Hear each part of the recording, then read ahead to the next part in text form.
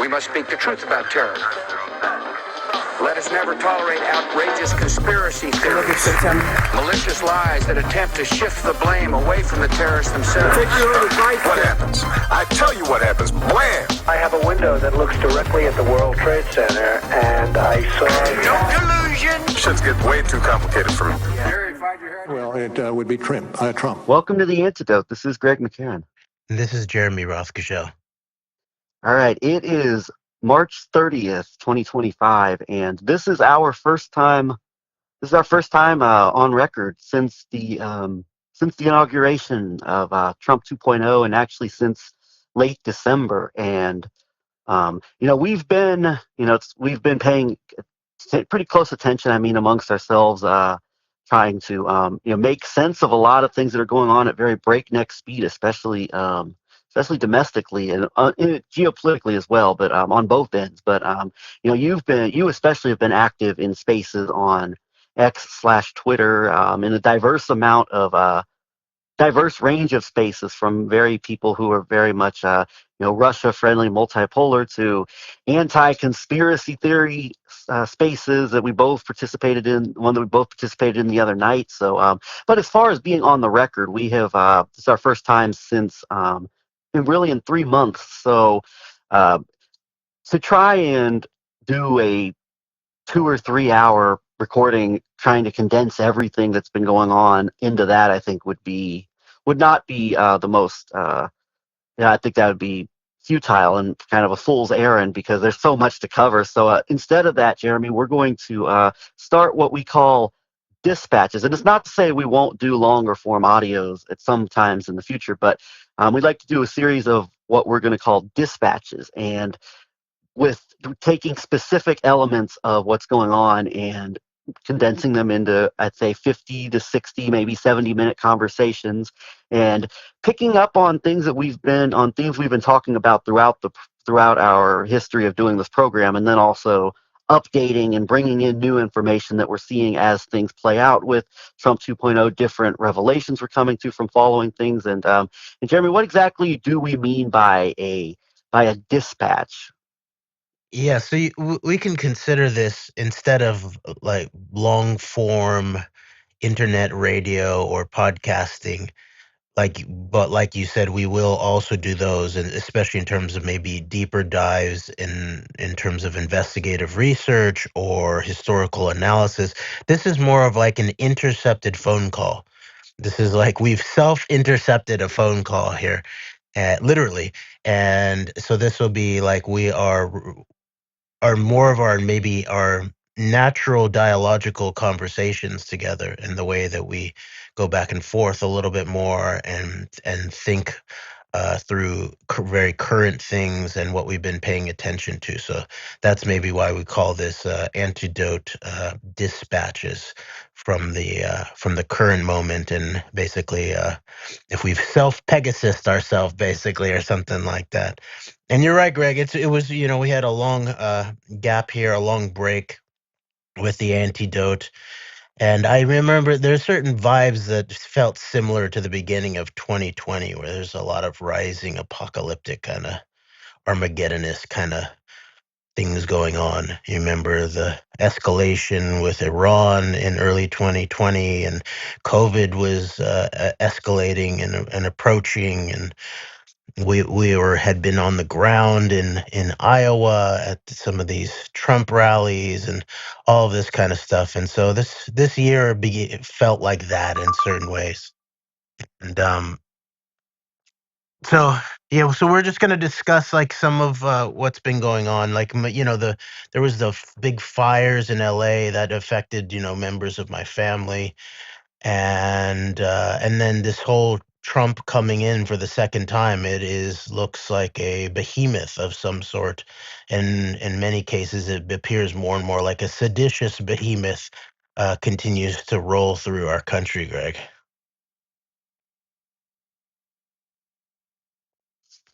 Yes, and it's and we've been following just like how quickly, and like I think we had an idea of like how bad things could get on a domestic standpoint, but I think just how rapidly things are going. Like I think we've been taken a bit by surprise just how quickly things have escalated on a domestic scale, where absolutely every element just about of like of what's called the administrative state and any element of like the functioning system as we know it has been just immediately targeted. It's like the speed and rapidity of things I've been really taken aback by. And maybe it's something that we also should have seen, but I guess also maybe that's in part because we've never seen something like this, certainly not in our modern history in terms of just the way everything, like it's just open season on any aspect of the state basically. And like I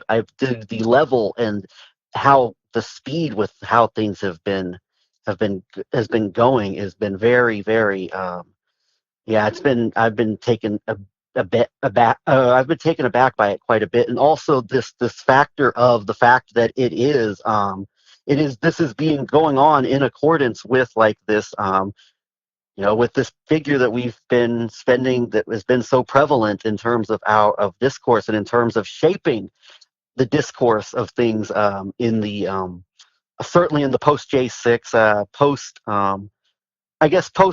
lockdown period. I don't like to use the term post COVID, but the post COVID lockdown period and everything that's come with that and the shaping of the narratives in terms of culture, in terms of the major issues of our time, being the person who is basically spearheading this. And of course, what you come down to at the end of the day is that this guy is basically he's a goose. He's basically a Nazi adjacent South African apartheid supporter who's wrapping himself in the flag of the United States and in the flag of MAGA and presenting this as these things need to be done for the good of the country. Like the way Elon Musk is framing it is, we've got to expose all of this, all this fraud, all this Social Security fraud, all this welfare fraud, all this USAID fraud, et cetera, et cetera, et cetera, to keep the country from going bankrupt and all this. And that's the narrative that they're selling. But what you can see when you really pay attention, not just to the likes of Elon Musk, but when you pay attention to 40 to 50 years of the modern conservative movement, going back to the founding of a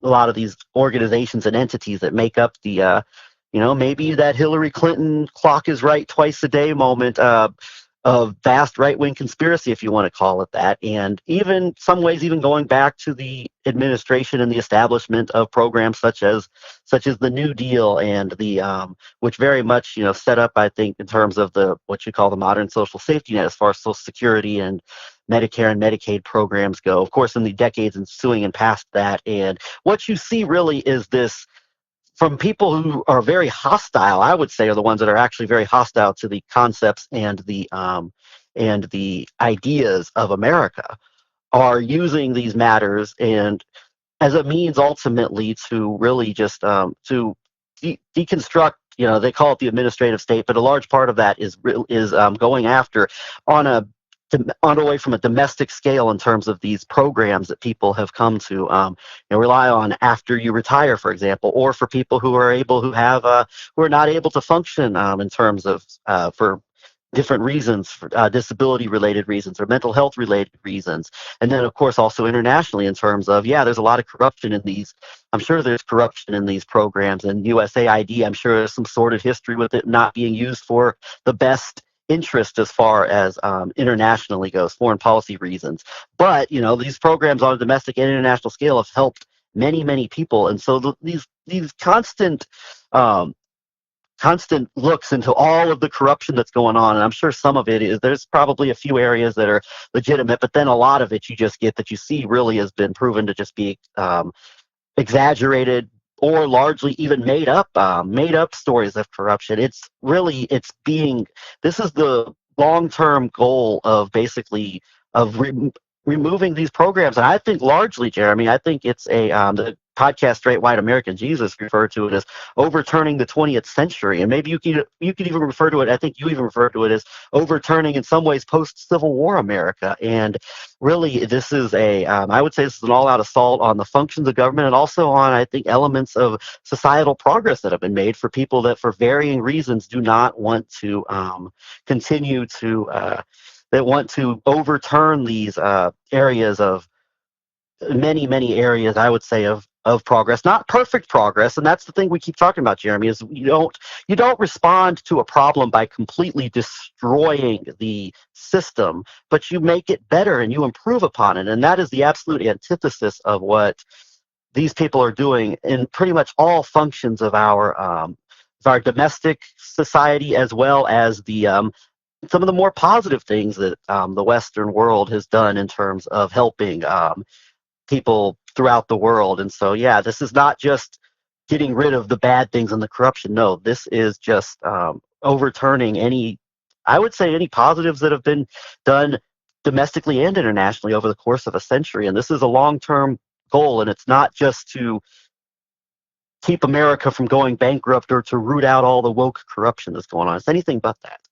Yeah, and there's a lot of overlapping coding in terms of at least justification and in terms of intent. I think here, in terms of what you're describing, like there is this Elon Musk contingent that includes like Peter Thiel and the bringing in of all of these Silicon Valley guys, many of them with this apartheid South African and Zionist background, and they seem to be the ones who are pursuing something like what Elon Musk's family was actually involved in Canada, the Technate, the North American Technate, which seems to fit in very, very well, hand in glove in many ways, or hand in hand with the new multipolar world order of the Duginist, Eurasianist types.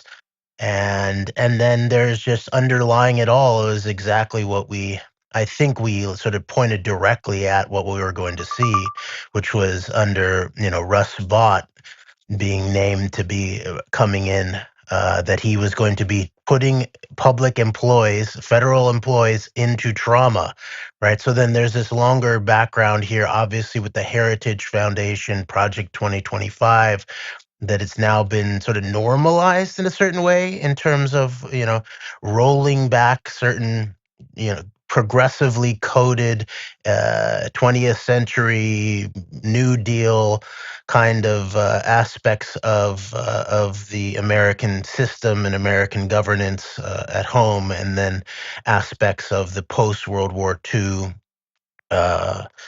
international agreements abroad and shifting alliances and all of that kind of thing. So I think everyone of these different types have their own intent. At the very least, it's all being used as marketing, different kinds of marketing to different kinds of groups to try to continue to justify this, because more and more it really just looks like an all-out assault on the United States, definitely on the aspects of the American people, and definitely on the federal employees. And remember, like, that's why they rolled out DOGE immediately, and part of the background of the Technate types, the neo-reactionary authoritarian techno types, techno-feudalism, the Curtis Yarvins, the Peter Thiels, Elon Musk's. They really want to push toward a system that doesn't really have a public. It's not really a democracy. It's not even really meant to be a constitutional republic. It's meant to be a neo-feudalism or some kind of pseudo-monarchical system, or at least they're going to use this monarchical figure of Donald Trump for this transition to this technate state of some sort. But over and over, it just begins to look like a good excuse to me to roll back, clean break culture war, clean break now political war in the United States, roll back, destabilize both the American body politic and actually the American public sector, as at the very same time as it's becoming increasingly clear that there's all of these overlapping, escalating meta crises and mega crises, both at home and abroad. Yes, and you're right that it's there's multiple interests that are, I think, converging in this kind of moment, and they don't all even share like elements. There's a lot of areas where they differ, I think, in terms of ideology and in terms of even basic beliefs, but they're converging together, I think, in a moment like this. Like, you've got this you've got this new oligarchy of the tech community, basically of the new money, of like the new, the people who have made their wealth in the post-internet era. And you've got that, and then obviously you've got the old school economic interests that we talked about as represented in terms of this long-term goal of just basically dismantling and overturning a lot of the programs of the 20th century, et cetera. And then you've got the religious culture warrior interest, but they're all, I think, converging. And there's some areas where maybe not everybody agrees on, like, oh, well, are tariffs really, like, are all these tariffs that Trump has been threatening and in some cases implementing, some cases he's been maybe bluffing in some cases, but certainly the talk of the tariffs, that in some ways the actual impact's been felt more than in other ways, and it remains to be seen how much what's actually going to happen with regards to implementing all those. And there may be disagreements about if that's the best way to go about things or not, but I think in terms of bigger picture, like, these varying elements are unified in terms of, this DOGE is what needs to be done to fix the country. And also in every case, you cannot have this without the culture war era, because you cannot, I think we've seen that this all-out assault on the system is not possible without really getting people into a frenzy about this idea that this woke DEI ideology is just going to completely destroy the country. I mean, obviously, we've seen that in areas all the way from in every element of this. I mean, that was a big part of the assault on the USAID program. That's obviously Defense Department. They're going to root out the wokeness. We're rooting out the wokeness by abolishing the Department of Education. So you're seeing this in every way. And then there's even an element of wokeness, of course, that goes into all of this corruption in the Social Security and social safety net systems. And then that ultimately leads you into, like, well, what kind of people are benefiting from our system? It's it's the freeloaders and the illegals, or the people who aren't here, who aren't entitled, who don't have a right to these things, who shouldn't be getting these things. So it's there's a lot, and I think it's this culture war element that really, I think, brings all of these interests together in a very effective way, because you can accomplish long-term economic goals if you really feed into the culture war side of things. So this culture war, and we talk about the terror hawks and the culture hawks. This cultural hawkishness is, I think, key to having these divergent groups of people come together with a common interest as effectively as we've seen it happening since since the implementation of all things related to DOGE and this all-out assault on things. It's this cultural element that I think is really has been a driving force in bringing and kind of tightening the ship in terms of, we're all going to accomplish some things we've wanted for a long time here for different reasons, but a lot of the same overarching goals. Definitely. And I think that a lot of this culture war, it's sort of almost a rubric, but it's also a strategy or a tactic at the very least. I think we anticipated a lot of this in terms of, at the very least, the messaging of the subversion of the proper use of the term the deep state, of deep politics, and weaponizing it and sort of turning it into a politically reactionary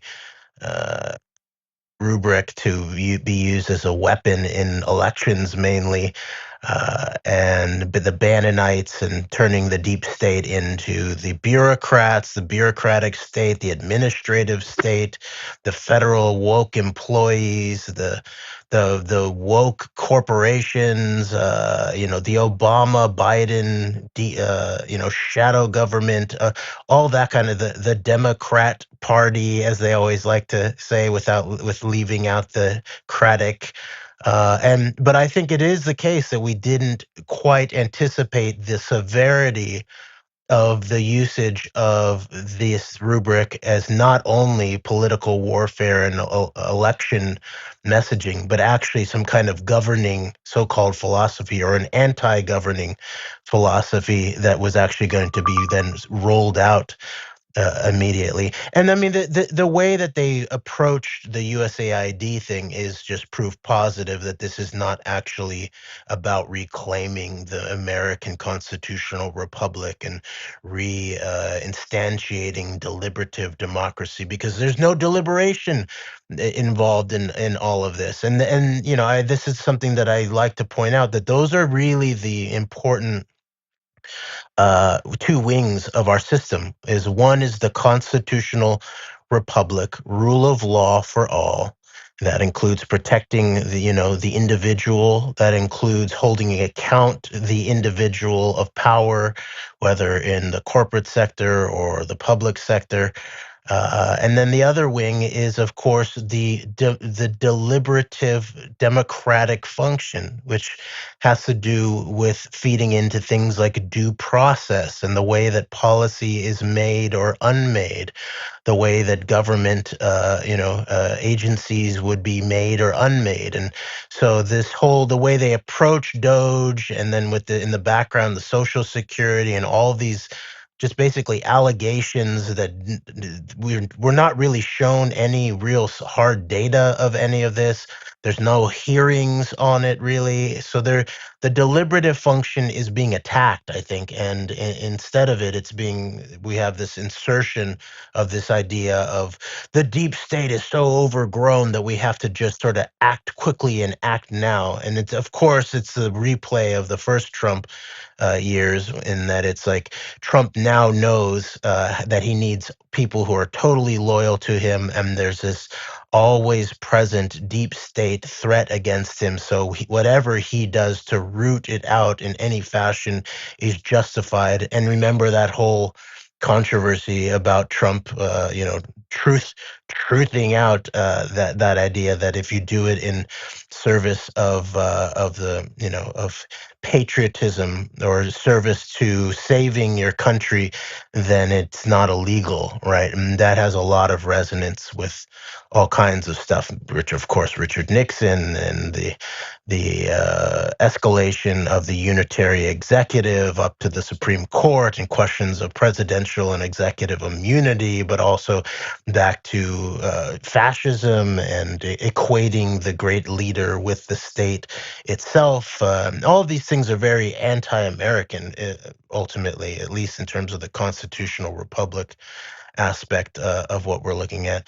And then one other thing is I think we also really anticipated how much focus there would be on the question of political Zionism and the weaponized usage of anti-Semitism and anti-Semitism laws, and the focus on the public universities and the crackdown on the protests against the still ongoing Israeli genocide against the Palestinians in Gaza. And so that's what we're now seeing too.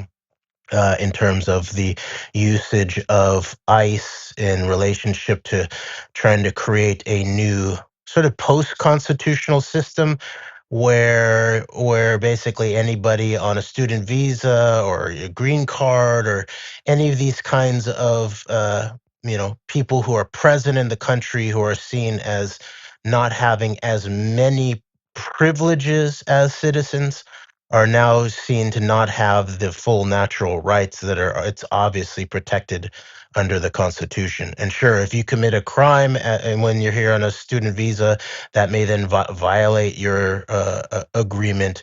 But all of this would and should be under what would be called strict scrutiny in terms of the First Amendment, because First Amendment protections extend to anybody here in any capacity. And so we're now seeing more and more of these targeting. And so that doesn't mean necessarily that there's not a double bind here, as we pointed out when we went back to, the question of WikiLeaks and Julian Assange and InfoWars and the attack on InfoWars. And that a lot of this is, the nature of the setup of these protests, these sort of Palestinian solidarity protests. There is a problem there in terms of the backing of it, the nature of the approach, the replacement of core political speech and press and assembly with demonstration and that kind of thing. But in general, the conclusion we came to before, whenever you're faced with a double bind,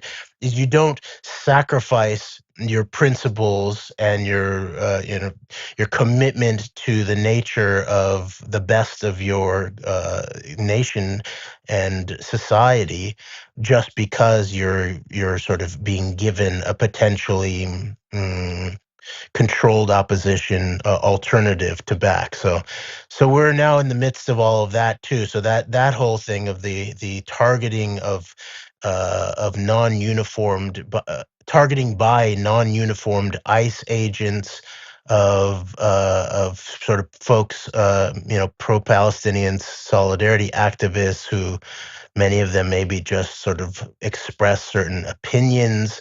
Maybe they were involved in more, disruptive aspects of assembly, but sort of them being encountered on a street with no warrant being apparently displayed. These ICE agents are not even showing their credentials. Really, they're not identifying themselves. Often they're masked.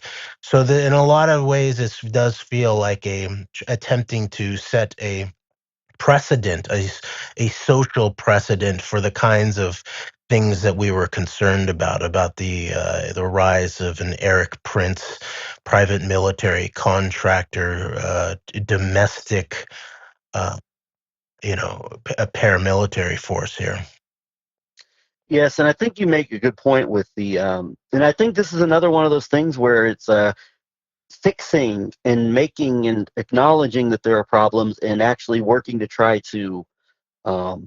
to fix these problems in a way that makes things better rather than just completely destroying things is this question of, there's problems with the nature of these campus protests, the kind of things that are going on here with potentially, all the way from optics of what's going on to the connections and maybe some of the areas where where these protest groups and these groups that are very much advocating on behalf of, say, Palestine and the Palestinians are not, we've talked about this with certain foreign influence in terms of steering, anti-war and anti-imperial causes. But at the same time, it doesn't mean that you just, obviously solution's not to just, it's not to just, certainly not to just crack down and take away the free speech rights of people who are advocating for these matters. And what we've noticed, Jeremy, both in terms of domestic, like this war on wokeness and all of this and whatever all that entails, and basically anything that certain people want to say is woke or DEI or whatever.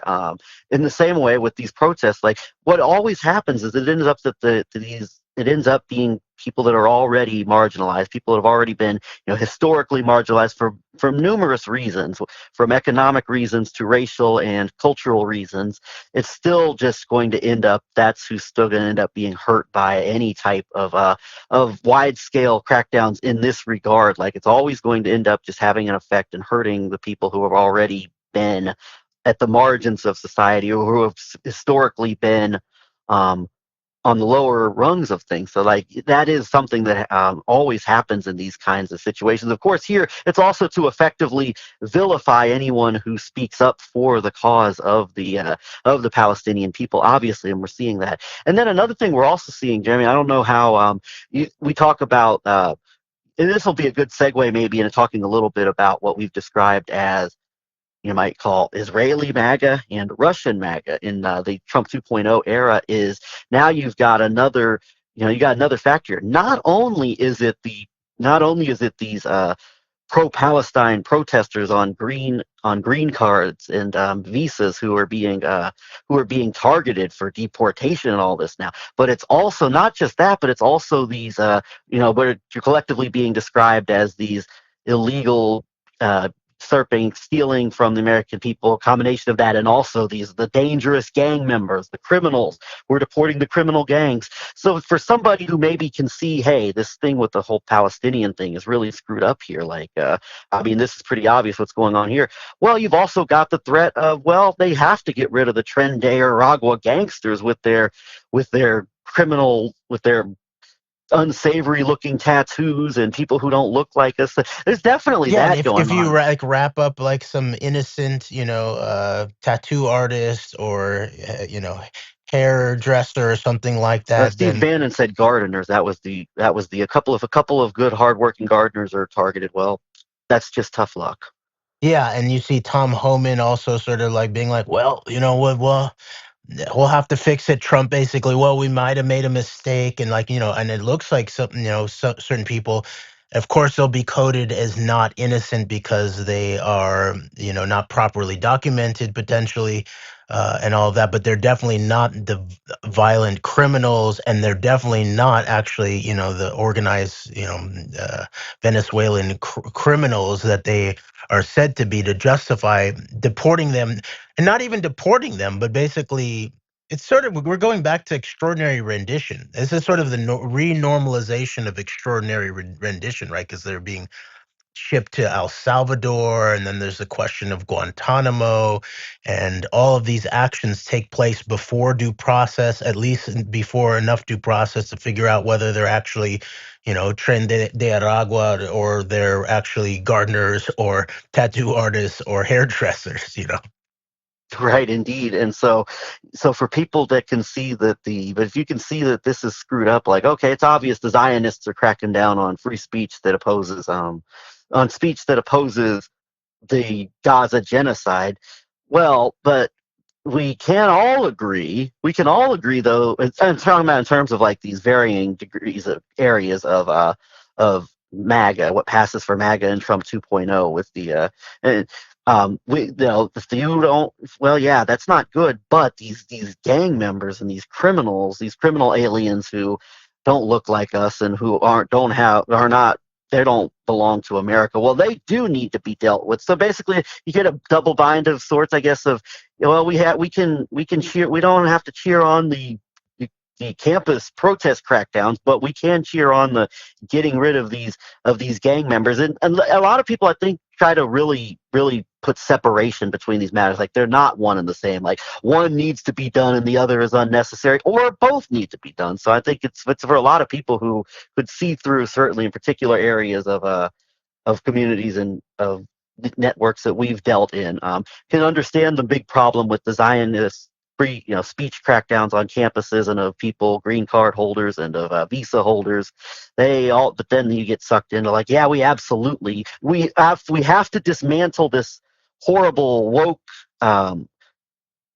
oppressive government, and we have to get rid of these criminals. So yeah, so if you can see through the problem of like the Palestinian issue, well, there's all these other things that you're still ultimately in support of, and I think there's a separation to some extent, anything ranging from separation to outright denial that these are like all part and parcel of the same operation, basically, depending on who you're talking to. Yeah, and I think your description of that these maybe two sort of wings of the deportation targeting is very much related to Russian MAGA and Israeli MAGA. It's pretty clear. I think you're right on about that. It's obvious, that they got Stephen Miller and Beitar and the Heritage Foundation, Project Esther, basically behind making lists really of the targets of what the Zionist power configuration wants people to be made an example of. I think you're right that there's an aspect of this that is actually meant to put fear into students, and we've seen a lot less activity on campus this year, even now as like Netanyahu's regime and the Israeli military re-escalate the actual, killing of Palestinian civilians in Gaza. So that aspect is very much, Israeli MAGA, very much so.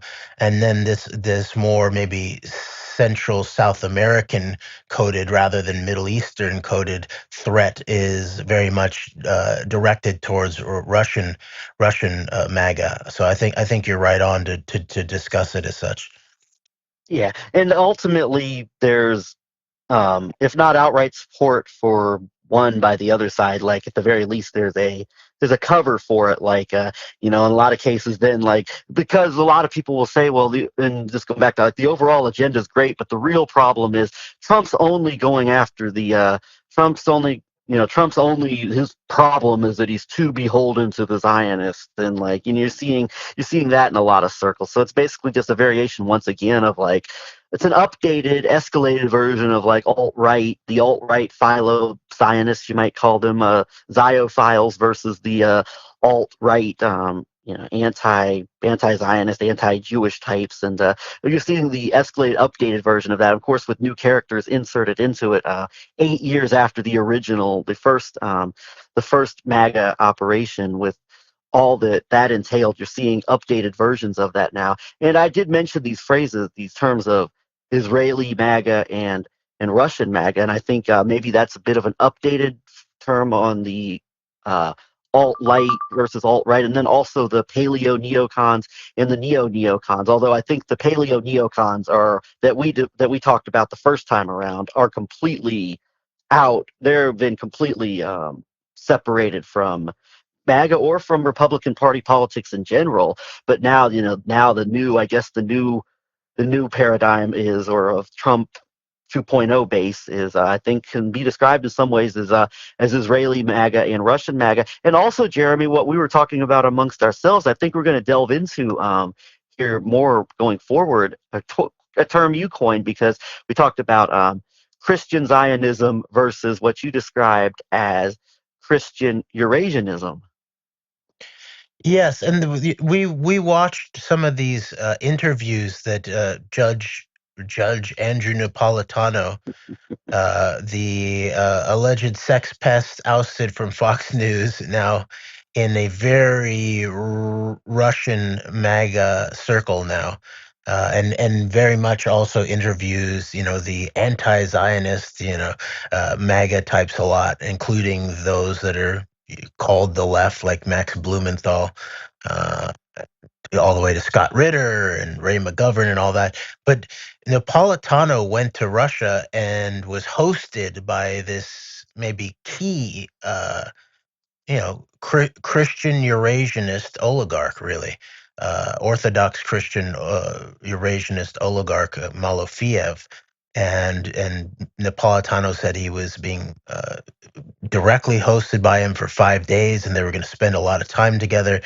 And then meanwhile, Napolitano did these interviews, these very direct interviews, in a school. It looked like it was in maybe the main hall of some of these Christian Eurasianist Orthodox schools that Malofiev had been funding in Russia. And so Napolitano did an interview with Alexander Dugin, and then with Malofiev himself. And it was this interview with Malofiev himself that I really began to hear the nature of how much this newly reformulated Russian imperial form that includes a lot of the Soviet deep state dynamics and the KGB Siloviki, obviously, especially with someone like Dugin, who on a lot of these spaces on Twitter, some of these sphere are still trying to tell me that he's just some wacky philosopher.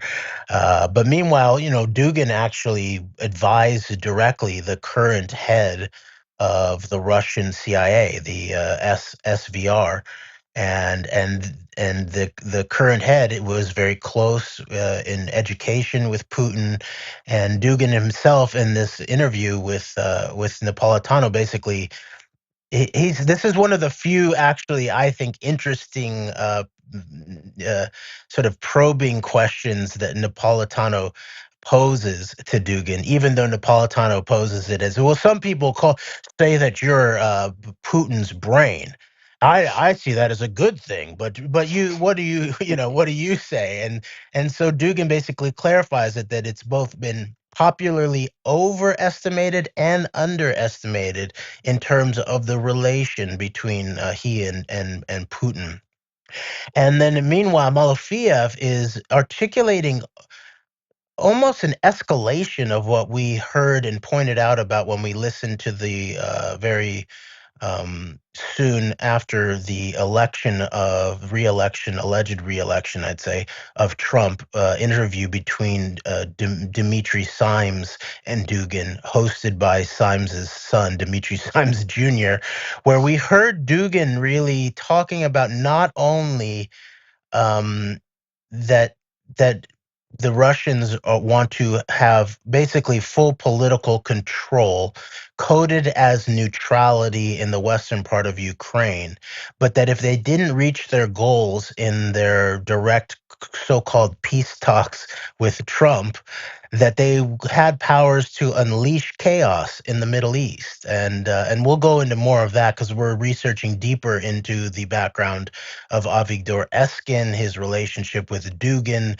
the pretty obvious now evidence that they are both.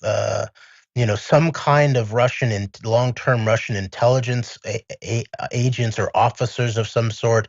Maybe I would code them as strategic maskirovka officers, strategic deception officers of a long-standing Soviet into Russian strategy, very much tied in then to the question of like Pete Hegseth going to the King David Hotel in 2018 under Trump 1 to try to incite actually the Third Temple accelerationists to force a miracle, force God's hand and buy a lottery ticket to create a miracle and do what they needed to do on the ground, and that they had true believers inside of the Trump regime in order to do it. So now is their time to act. And all of this is directly tied in to Dugin and Avigdor Eskin and the long-term strategic deception operations surrounding the Third Temple and Israel, Palestine, more largely Middle Eastern, Israeli, Arab, Israeli,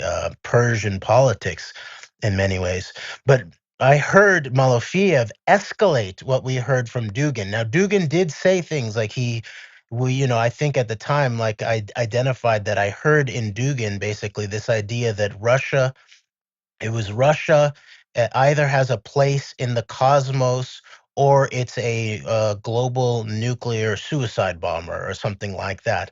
And this is so delusional in many ways. I'm not hearing anybody serious say that Russia should not have a seat at the civilizational table moving forward, or that there should be a place in the world without Russia, and no one's saying that kind of thing. And so this is obviously some kind of really wild nuclear grade disinformation of some sort that's being pushed. And the way that it's being pushed is that this is, and it really is, a sort of ultra orthodox Christian Eurasianist global suicide bomber.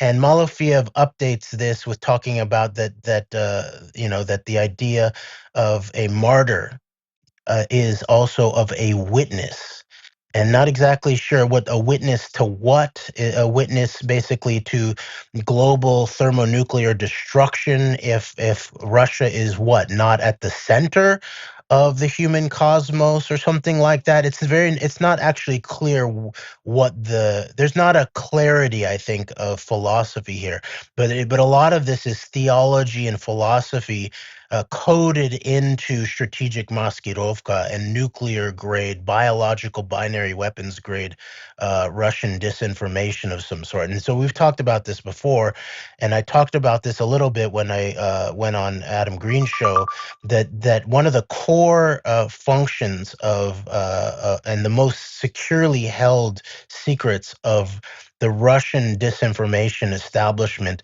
is the question of nuclear weapons. And we've talked about it for years, that whenever you hear things like civil war, or in the domestic case, or global world war, nuclear war 3, or something like that in the international case, you're swimming in Russian disinformation waters of some sort. So as we go forward, we'll further unpack the actual evidence and forensics behind this long-term operation and how it's very much related to heritage, as we pointed out before. And now we have more information on someone like Avigdor Eskin's operations in the United States, interfacing with the Heritage Foundation at the very moment of the rise of this very Christian Orthodox Eurasianism interfacing with American so-called conservatism and also the Christian right. Yes, and as we begin to wrap up this first dispatch here, yeah, we're definitely going to be focusing on this here, what we've been uncovering with things that we already knew, but also things that are making things more clear, I think, in terms of this of these exact dynamics that you're talking about here. And I do think, like, you mentioned, you described it as Christian Eurasianism. Yeah, I think that's a great term. And we've talked before about all this focus was on Christian Zionism. Like, everybody in terms of like certainly everybody like in terms of like alternative media communities, I think understands the power of Christian Zionism, going all the way back to the rise of people like Jerry Falwell and Pat Robertson and all this. But at the same time, you've got you got the roots of like this new Christian right of what you're calling here ultimately could pass as a form of Christian Eurasianism, or at least some type of term like that. Maybe it's evolved from other terms from like the latter years of the Cold War, but I think these varying parts of the American Christian right, as you call it, the power structure, have been working largely been working together, but only been certainly in terms of like the Israel skeptical communities, in terms of when you say Russian MAGA, it's only Christian Zionism that gets a disproportionate amount of focus. And that's understandable, because it was Christian Zionism, I think, that drove a large portion of the certainly of the worst of the excesses of the terror war days. Of course, there's this other hand at the table that's been influencing, I would say, that's been more influential in terms of the cultural side of things. And then also in terms of, there's an intersection in terms of the varying levels of just how hard you're willing to go in terms of of hard lines on the respective issues of Israel and on the respective issue of Russia. And now you've got a lot of people who believe that they are not a not insignificant portion of what constitutes the base for MAGA 2.0. I would say a very significant portion of it is, maybe there's some people who actually believe this stuff, and then there's people who know that it's BS, of the idea that the believing in peace and believing in anti-war causes is part and parcel with seeing like Russia as like the victim of all of this Western aggression, and that simply that Trump and Vance were right to dress down and disparage and belittle Zelensky, because Zelensky is whatever, he's either a Nazi or descendant of or representing the remnants of the Banderite Nazis and that have been running wild in Ukraine, or he's just a puppet of Western interest, and that he was goaded into starting a war with Russia to on behalf of the West. And so this is one of those things that you continue to see, like that it becomes, I think, increasingly frustrating as time goes on, that like there has been such an effort, it's been a very successful one, unfortunately, a lot of circles, that you cannot be supportive of both the Palestinian cause and the Ukrainian cause. Somehow these are the direct antithesis of each other, when I think that I think the opposite couldn't be more true. But that has been a big part of this whole, I would say, artificial split now, where it was at one point we called it alt-right and alt-light.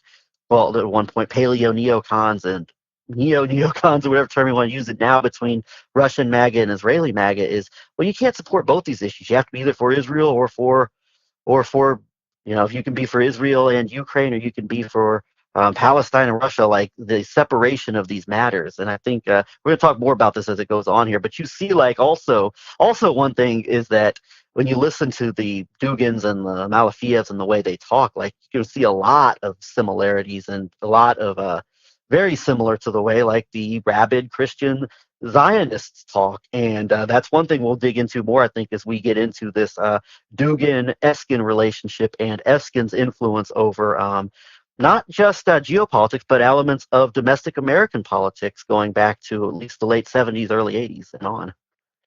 Definitely. And, and we're beginning to understand, I think, the deep geopolitics here more and more as we go on. And so that's related to understanding this Russian-Israel axis and how it relates to Trump MAGA, Trump MAGA, as I call it, make Israel Russia great again, and then what the espionage factors here are in Merska, addition to if you add South geopolitics. Africa, Jeremy. Merska, if you add South Africa. Merzga, yeah, Merzga, yeah, yeah, exactly. And so I think it's helpful to to recode these kinds of older conceptual frameworks that we had in terms of the neocon split that describes something a little bit different, but it's very much related. The neocon split really helps in relationship to understanding what I would call a false and weaponized dialectic that we've always talked about. That we're neither nor on the unipolar world order or the multipolar world order.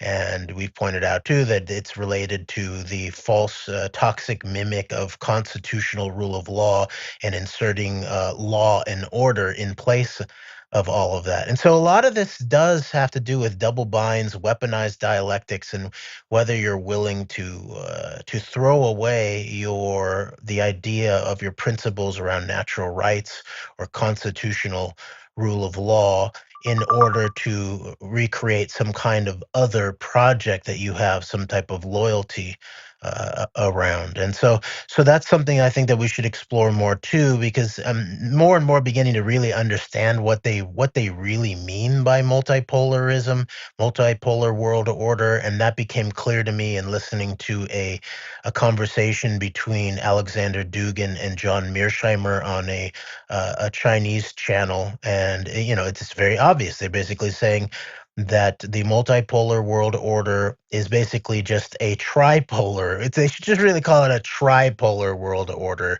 So they basically said, all right, we had a bipolar world order during the Cold War.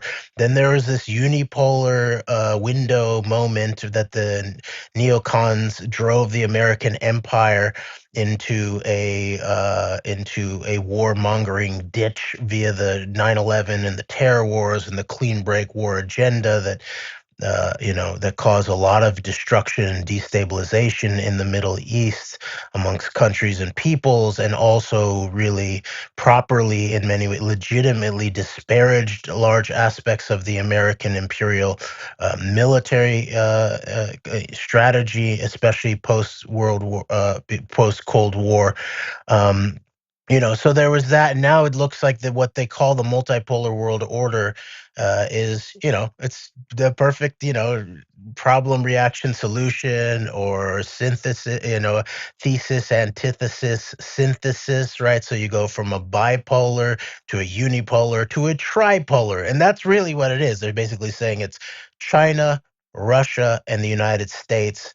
We're skipping over any potential polar powers in Europe, let alone the so-called third world or the entire sort of global South, as some people call it, or the entire sort of even southern parts of the earth in many ways. And so I think it's time to begin to really think beyond these kinds of contrived allegedly realist conceptions of how you might have global relations during an admittedly time of course, there's going to be great power competition. And China obviously will be a major player. Russia will be some kind of player, a major player of some sort in some way, even though it's obvious that the Russians are under a Chinese political economic cretia of some sort. And then the question of what we're actually going to do. Are we going to actually have a political, constitutional, republic, democratic, discursive and deliberative renaissance of some sort? Or are we just going to be plugged into this North American technate that totally fits like a key into the Eurasianist multipolarist lock and in many ways. And so I think that we're seeing a lot of that being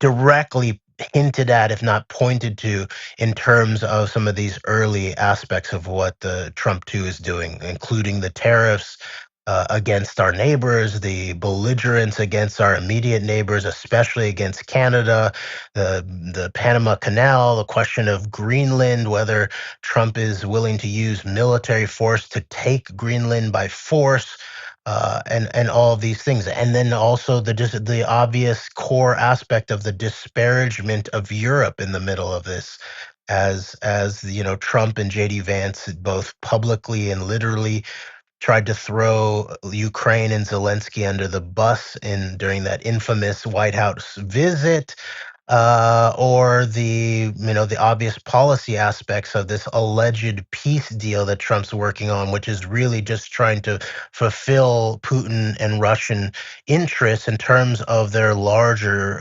Eurasianist reinvigoration of the Russian imperial domain in relationship to not only Ukraine but beyond and into Europe in many ways. And so there is a lot to unpack about this. And so I think, and a lot of this then gets coded with things like monetary policy or Bitcoin. And they're now starting a national Bitcoin or crypto reserve of some sort. And we had a lot of this, I think, how absurd our situation is can be seen by the fact that this Trump regime came in while they were pushing these massive poop coins that had their own names on it, and basically sort of sucked up hundreds of millions of dollars, if not more than $1 billion of value from their own supporters, while someone like Javier Milei was doing something similar and even maybe less involved than they were down in Argentina, and just sort of highlighting a certain Libra coin project, and he began to get into actual public trouble about it. Here in the United States, that's totally off the radar, even though it was Witkoff and Witkoff's son, who's now this sort of global diplomatic operator. He's in Russia. When this sort of signal gate thing begins to take place, he's in the Middle East. He's talking to Tucker Carlson about how he's a revolutionary, once in a generation diplomat of some sort, and all of this. And Witkoff is the crucial player to the backing of this crypto Trump operation. So there's a lot of this is the absurdity of this in the American context is so front and center that we're getting steamrolled by how much absurdity continues to pile on, and really how much sedition I think gets continued to pile on. Yes, Witkoff is doing all this and overseas, while the other side of maybe the Trump 2.0 Epstein coin, Commerce Secretary Howard Lutnick is saying that only scammers and people who are criminals would be upset about their Social Security checks not arriving on time. So Yeah, would complain. Yeah, basically, my mother-in-law who didn't have a Social Security check arrive in the mail when it should have. She wouldn't complain about that. She would trust that something, that it'll all be worked out. So you can basically see like the way that Lutnick would act if he were actually involved in maybe a scam. He would immediately try to gaslight the victims of, if you complain about being potentially scammed, then you're probably the scammer yourself. And so, more and more, Greg, I think, our it was almost an intuition of some sort when we got into Trump's ground zero from 9/11 to 11/9, and we were really some of the only people who really discussed these characters like Lutnick and Witkoff back at a time when they were not in the government. They were seemingly just in the background of Trump, and now these are the key players in Trump too. And so, so I think that a lot of at least the potency of our analytical frameworks, I think have been proven through time. And so we will continue to work to further burnish them and update them, reform them as we see fit. Indeed, and I think with that, I think we will. I think we'll bring it home for now. But this is our first of a number of, I think, of these dispatches we're going to be doing in terms of just breaking down, I guess, and condensing some of these matters and some of these dynamics that are taking place in the era of Trump 2.0. And we're certainly going to go back into this very deeply into this whole question of the intersectionality of Christian Zionism and Christian Eurasianism through these figures of, I think, of Dugin, and then also this long-term, very under-the-radar historical figure of the last 4 to 5 decades of American domestic politics and also geopolitics of this Orthodox Soviet-born Itzhak Rabin cursing friend of Alexander Dugin's, Avigdor Eskin. So yeah, we'll get back into this very soon, Jeremy. Yes, and Eskin, son of a key Russian military intelligence GRU colonel. So there's this intergenerational aspect that seems to tie back in even to the Soviet trust through generations. So yeah. So all right. So let us know what you think about this format, dispatch, what you might seek from us, how this works for you, and thank you, Greg, for doing this. And thank you, Jeremy. All right, and thank you everybody out there for listening. Thank you to those who support us. We greatly appreciate you. We're sorry for our long absence here, but we are back with you. Yes. Thank you, Jeremy. Until next time. All right, until next time.